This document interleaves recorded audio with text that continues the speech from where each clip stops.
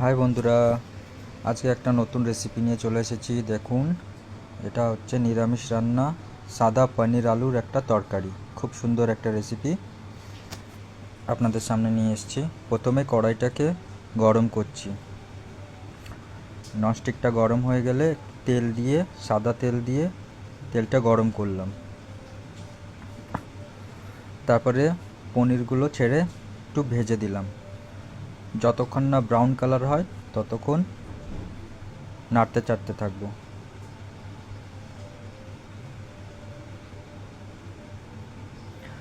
দেখুন বন্ধুরা, কীরকম একটা ব্রাউন কালার চলে এসেছে। খুব সুন্দর একটা রেসিপি।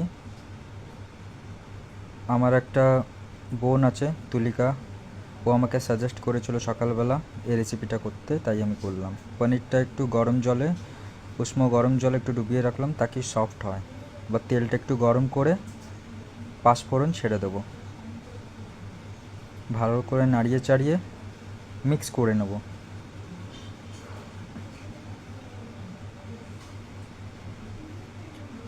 তারপর বেটে রাখা টমেটো ননস্টিকে দিয়ে দিলাম। ভালো করে নাড়াচাড়া করার পর একটুখানি ছেড়ে দিতে হবে তাকে তেলটা বেরিয়ে যায়। আর এক সাইডে দেখুন জলে আছে পনির। ভালো করে মিক্স করে নিলাম। দুর্দান্ত একটা কালার এসছে দেখুন। এবার আলু একটা লঙ্কা দিয়ে ভালো করে মিক্স করে নিলাম টমেটোর সাথে। আলুটা তা আমি আগের থেকে ভাজিনি, তবে জল দেওয়ার পর ঢেকে রাখার পর এটা সিদ্ধ হয়ে যাবে, কোনো প্রবলেম হবে না। দেখুন কি সুন্দর একটা কালার আসছে।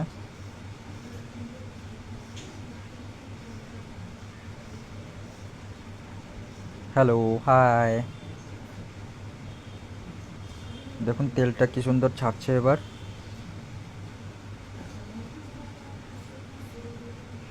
একটু ঢাকা দিয়ে রেখে দিলাম আলুটা সিদ্ধ হওয়ার জন্য।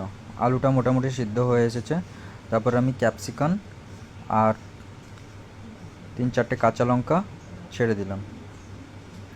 এবার ভালো করে এটাকে মিক্স করতে হবে। ভালো করে মিক্স করার পর ফুটে উঠবে জলটা। একটা দুর্দান্ত একটা স্মেল বেরোচ্ছে, ভালো একটা সেন্ট বেরোচ্ছে। এবার বেটে রাখা পোস্ত আর কাজু বাদাম ননস্টিকে ছেড়ে দিলাম। এটাকে ভালো করে মিক্স করব। আমি পোস্ত ড্রাই করেই আমি গ্রাইন্ড করেছিলাম, তারপরে হালকা একটু জল দিয়ে কাজু দিয়ে মিক্স করেছিলাম। এবার এটা ভালো একটা কম্বিনেশন এসছে, একটা দুর্দান্ত একটা কালার চলে এসেছে দেখুন।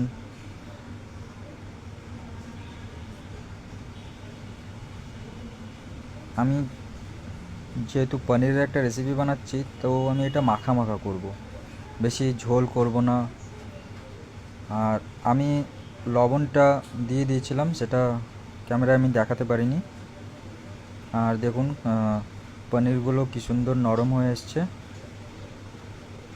এবার আমি পনিরগুলো ঢেলে দিলাম।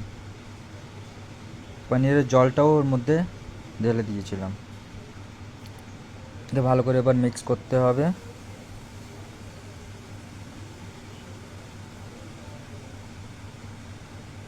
একটা হোয়াইট হোয়াইট গ্রেভি। যেহেতু পোস্ত দিয়েছি তো তো জলটা একটু সবসময় শুকিয়ে যায়, তা আমাকে মাঝে মাঝে একটুখানি জল দিয়ে দিতে হবে।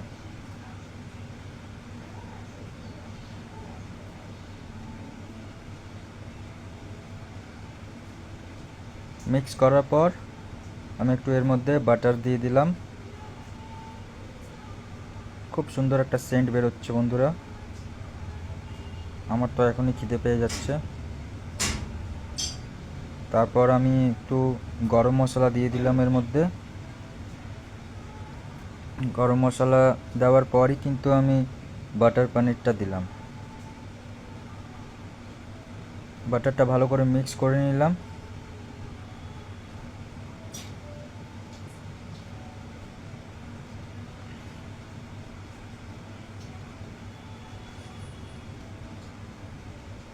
আমার পনির রেসিপি কমপ্লিট।